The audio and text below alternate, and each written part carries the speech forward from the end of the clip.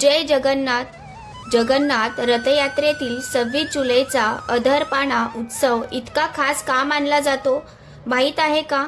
या दिवशी केलेले एक छोटे पुण्यकर्मही अत्यंत शुभ मानले जाते। रथयात्रेच्या शेवटच्या टप्प्यात साजरा होणारा अधरपाणा हा भगवान जगन्नाथांना अर्पण केला जाणारा एक विशेष विधी आहे। मोठ्या मातीच्या पात्रात गोड पेय तयार करून ते देवांना अर्पण केले जाते। परंपरेनुसार हे अर्पण मंदिरातील सूक्ष्म देवता आणि सेवकांच्या तृप्तीसाठी मानले जाते। या दिवशी घरी एक साधा उपाय करा।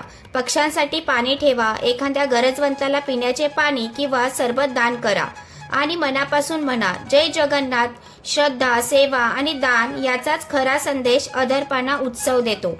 कमेंट करा जय जगन्नाथ। व्हिडिओ आवडला असेल तर लाईक, शेअर, सबस्क्राईब करायला विसरू नका। जय जगन्नाथ।